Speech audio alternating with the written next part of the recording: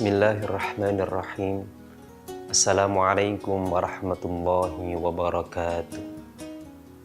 Alhamdulillahirabbil alamin. Wassalatu wassalamu ala sayyidil awwalin wal akhirin. Nabiyyina Muhammadin wa ala alihi wa ashabihi ajma'in. Amma ba'd. Polestiar TV yang berbahagia, dimanapun Anda berada, alhamdulillah, kembali kita mengkaji dan mengaji di program kesayangan kita, Titian. Sebagai manusia, tentu tak mungkin terhindarkan dari salah.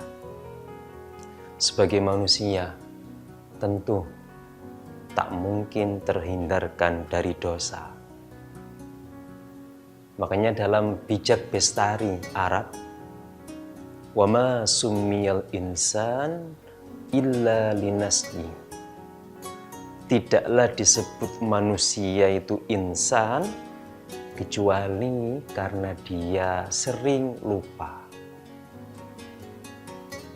Atau dalam bijak bestari yang lain, al insanu mahallul khata' wan nisyan. Manusia adalah tempatnya lupa dan tempatnya salah. Tentu seluruh manusia, kecuali para nabi dan rasul yang memang dianugerahi oleh Allah al-usmah atau al-ismah, bentuk proteksi khusus dari Allah untuk para nabi dan para rasul. Tapi kita sebagai manusia biasa, tentu potensi bersalah, potensi berdosa itu tetap saja mungkin terjadi. Lalu bagaimana ketika kita menyadari betul akan kesalahan itu? Yang pertama yang tentu harus kita pegang adalah kita harus optimis dan yakin bahwasanya itu ampunan Allah teramat luas. Ampunan Allah teramat luas. Dialah Allah mengenalkan zat-Nya sebagai Al-Ghafur, yang Maha Mengampuni. Dalam Al-Quran surah Yusuf ayat 87, ketika Nabi Yakub berwasiat kepada putra-putra beliau, wala tai'asu mir rauhillah. Wahai putra-putraku, janganlah kalian itu berputus asa dari rahmat Allah. Janganlah kalian itu berputus asa dari belas kasihan, kasih sayang Allah subhanahu wa ta'ala. Di surah Az-Zumar ayat 53, Allah juga berfirman, la taqnatu mir rahmatillah. Janganlah kalian itu berputus asa dari rahmat Allah. Dua ayat tadi itu adalah perintah kepada kita, bolo semua, bahwa apapun kesalahan, apapun bentuk pelanggaran yang kita lakukan kepada Allah, tetap kita harus optimis dan yakin bahwa Allah itu Maha Pengampun. Dan supaya Allah mengampuni, kita pun juga harus serius mengakui dosa. Kemudian kita pun juga harus serius tidak mengulangi dosa yang sama. Dan kita juga harus serius untuk berniat memperbaiki diri terus saleh. Kali ini akan saya sajikan sebuah hikayat, sebuah kisah dalam kitab Al-Mawa'id Al-Usfuriyah karya Fadilatul Syekh Muhammad bin Abi Bakar, atau yang lebih populer dengan Imam Al-Usfuri. Ada satu kisah di era Nabi Musa. Suatu ketika Nabi Musa itu mendapatkan informasi dari Allah Subhanahu wa Ta'ala. Dan sebagaimana kita tahu, sebagaimana tersebutkan dalam surah An-Nisa ayat 164, wa kallamallahu Musa taklima. Dan Allah benar-benar mengajak dialog langsung Nabi Musa. Nabi Musa pun mendapat informasi dari Allah, Musa, nabiku, hambaku, ada jenazah tergeletak di satu tempat sampah, dan aku perintahkan engkau untuk merawat jenazah itu sebagaimana layaknya jenazah orang yang beriman. Baik Allah. Nabi Musa pun kemudian menggali informasi lebih lanjut kepada para kaumnya. Wahai umatku, adakah kalian yang tahu bahwa ada sosok jenazah yang tergeletak di satu tempat sampah? Ternyata banyak yang tahu bolo. Oh iya Nabi, kita tahu yang meninggal itu siapa. Baik, antarkan aku ke sana, kata Nabi Musa. Baru saja Allah menginformasikan kepadaku dan menyuruhku untuk merawat jenazah itu. Diantarkan Nabi Musa sama kaumnya menuju satu titik di mana jenazah itu tergeletak dan di tempat sampah. Berangkat ke sana, didapatilah jenazah. Nabi Musa kemudian tanya kepada orang-orang, kenapa kalian tidak memperlakukan jenazah ini selayaknya sebagai jenazah manusia? Kenapa malah engkau geletakkan di satu tempat sampah? Dijawab sama orang-orang, gini Nabi, orang ini tuh waktu hidupnya itu gak ono api iblas lah, elek tok, mangkel wong tok. Jadi begitu dia pun meninggal, tak satu pun di antara kita yang bersedia untuk merawat jenazahnya sebagaimana manusia mukmin pada umumnya. Nah, ini kemudian Nabi Musa agak serius. Sabar sih bolo ya. Jadi Nabi Musa setelah mendapat jawaban itu ini menjawab agak serius. Jangan kemana-mana bolo. Akan kita lanjutkan.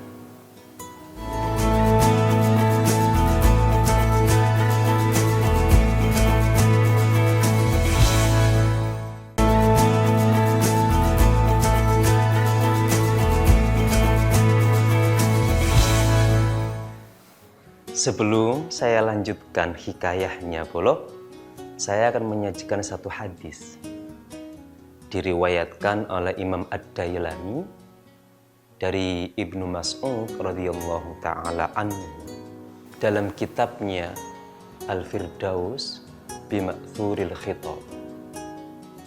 Qala Nabi sallallahu alaihi wasallam, al-fajir ar-raji rahmatallahi aqrabu ilallahi min al-abid al-muqnit.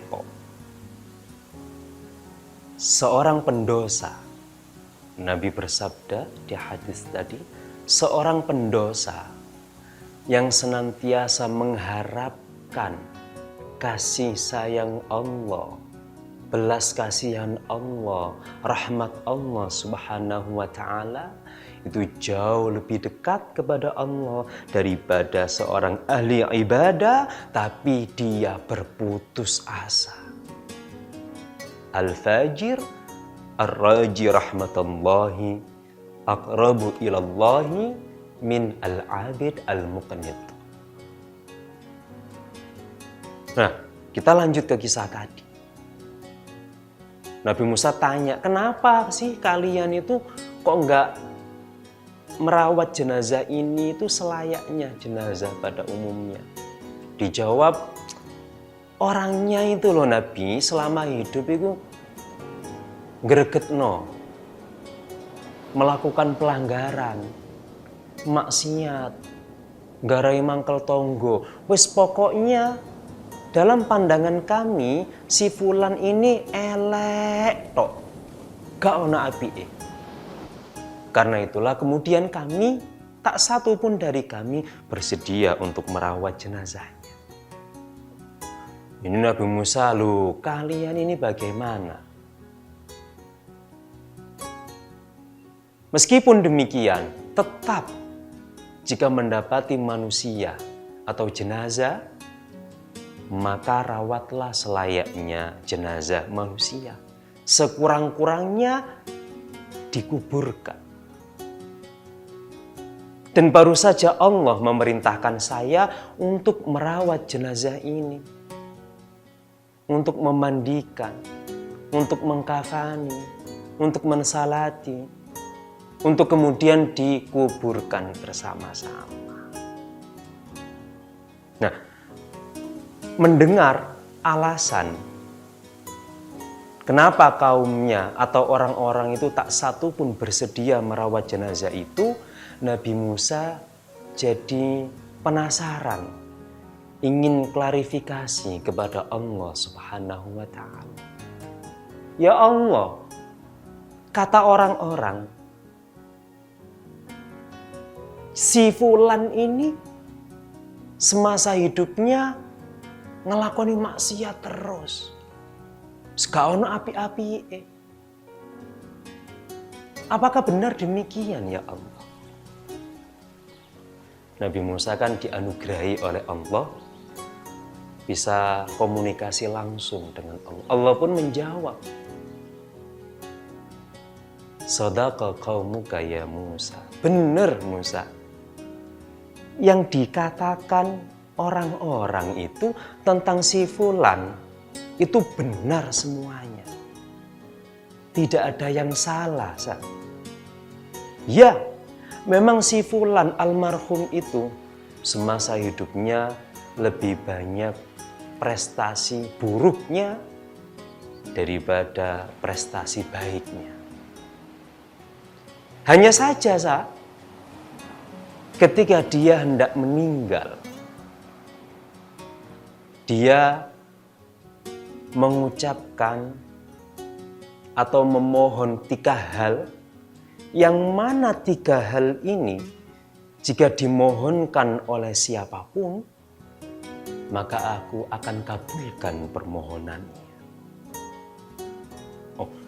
Mendapat informasi dari Allah demikian, Nabi Musa semakin penasaran. Ya Allah, apa 3 hal tadi? Begini, Ana arhamur rahimin. Saya adalah zat yang maha penyayang dari orang-orang penyayang manapun. Ketika si fulan ini meninggal, dia memanjatkan 3 permohonan. Yang pertama, Ya Rabb, annaka ta'lamu minni anni kuntu artaqibul ma'asi walakinni akrahu al-ma'siyya fi qalbi. Ya Allah, panjenengan tahu kalau saya itu pelaku maksiat kondang. Namun panjenengan juga tahu ya Allah, kalau sesungguhnya saya dalam hati itu tidak pernah menyukai sedikit pun kemaksiatan. Dan kenapa saya bisa terjerumus ke dalam kemaksiatan ya Allah? Karena saya terikat oleh 3 hal. Pertama adalah an-nafsu dalam diriku ya Allah. Yang kedua, ar-rafiq as-su. Kebetulan ya Allah, saya punya beberapa teman dekat yang tidak baik. Dan yang ketiga ya Allah, tentu ada peran syaitan di sana dalam rangka menjerumuskan saya. Permohonan pertama, ya Allah, sesungguhnya panjenengan tahu saya itu melakukan maksiat. Dan panjenengan itu juga tahu bahwa dalam lubuk hati saya yang paling dalam, saya itu tidak pernah menyukai kemaksiatan. Itu yang pertama. Yang kedua, Musa. Yang dimohonkan oleh si fulan yang kedua adalah, ya Rabb, innaka ta'lamu minni anni kuntu artakibul ma'asi walakin uhibbu suhbatas salihin. Ya Tuhanku, sesungguhnya panjenengan tahu saya itu sering melakukan pelanggaran.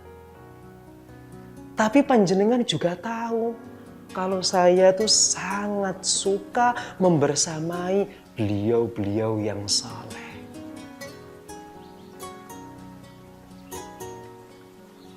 Permohonan yang kedua. Yang ketiga, ya Rabb, inni uhibbus salihin. Ya Allah, sesungguhnya saya itu mencintai orang-orang soleh jauh melebihi mereka-mereka yang tidak soleh. Dan panjenengan tahu itu ya Allah. Hatta lau istaqbalani rojulani saleh wa taleh laqaddamtu hajatas saleh ala taleh. Dan panjenengan tahu ya Allah, seandainya dihadapkan kepadaku 2 orang, yang satu saleh, yang satu tidak, pasti aku akan mendahulukan untuk menjamu yang saleh. 3 permohonan tadi. Dan Musa, karena 3 hal tadi, bagaimana mungkin aku yang maha penyayang tak mengampuni seluruh dosa-dosanya? Apa yang bisa kita ambil, Bolo? Sabar, Bolo. Nah, kita review lagi, kita cermati 3 hal tadi. Tetap di Titian.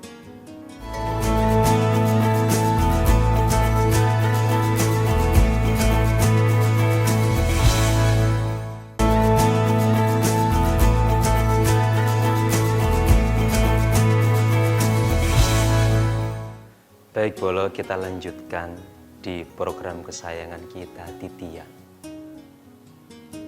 3 hal di kisah tadi, 3 request, 3 permohonan yang menyebabkan si fulan tadi, meskipun reputasinya itu full merah di mata manusia, tapi Allah, di mata Allah Subhanahu wa Ta'ala, atas kasih sayangnya yang unlimited, yang merah tadi kemudian berubah menjadi rahmat dan kasih sayang.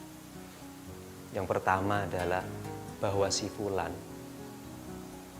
mengaku melakukan dosa, tapi sesungguhnya dalam lubuk hati dia yang paling dalam, dia tak pernah menyukai dosa. Ada penolakan dalam batin dia. Sekalipun kenyataannya pun dia terjerumus oleh 3 hal yang tak terhindarkan. Nafsu, teman sejawat yang tidak baik, lingkungan, dan kemudian godaan syaitan. Dia akui itu semuanya. Dalam lubuk hati yang paling dalam, dia tak pernah menyukai maksiat. Yang kedua,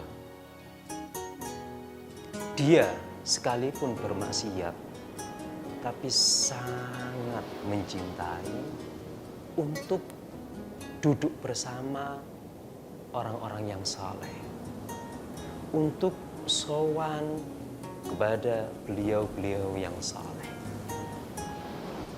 Yang ketiga, si fulan tadi mengakui di hadapan Allah, saking cintanya dia dengan orang saleh, sampai-sampai jikapun dalam satu kesempatan ada dua orang datang, yang satu saleh, yang satu toleh. Toleh itu dalam bahasa Arab bolo, lawannya saleh. Yang satu saleh, yang satu toleh, dia akan lebih mendahulukan untuk menjamu yang saleh. Poin yang bisa kita ambil adalah bahwa rasa cinta kepada beliau-beliau yang saleh. Saya jadi teringat satu goresan tinta Imam kita Muhammad bin Idris Asy-Syafi'i rahimahullahu ta'ala dalam kitab beliau Diwanul Imam Asy-Syafi'i. Sang imam dalam goresan tintanya menulis, uhibbus salihina walastu minhum, la'alli an anala minhum asy-syafa'ah. Kata Imam Syafi'i, aku sangat mencintai beliau-beliau yang saleh, sekalipun diriku sendiri tidak termasuk yang saleh. Mudah-mudahan barokah dari kecintaanku kepada beliau-beliau yang saleh ini, aku nanti akan mendapatkan syafaat. Coba boleh, imam kita Asy-Syafi'i rahimahullahu ta'ala, saking tawaddu'nya, sebagaimana kita tahu, beliau adalah seorang imam yang alim, yang produktif, allama. Tapi beliau, uhibbus salihin, aku mencintai orang yang saleh, meskipun diriku tidak termasuk mereka yang saleh. Mudah-mudahan dari kecintaanku ini, aku akan mampu memperoleh syafaat. Titik poinnya bolo, dari kisah tadi, jenazah yang tergeletak di tempat sampah di era Nabi Musa dan goresan tinta Imam Asy-Syafi'i, artinya bahwa seburuk apapun tetap optimis kita mampu menggapai rahmat Allah. Harus tetap optimis kita mampu mendapatkan ampunan dari Allah Subhanahu wa ta'ala. Dan di antara fadilah, keutamaan mencintai orang saleh adalah bisa jadi itulah wasilah untuk kita mendapatkan rahmat kasih sayang. Begitu Polo ya. Tetap optimis Polo, yakin bahwa Allah itu Al-Ghafur, Allah itu Ar-Rahim. Dan akui kesalahan, serius. Dan harus beriktikad tidak mengulangi kesalahan yang sama. Dan harus beriktikad untuk memperbaiki diri. Terima kasih telah menyaksikan Polo. Semoga bermanfaat. Ihdinas siratal mustaqim. Wassalamualaikum warahmatullahi wabarakatuh.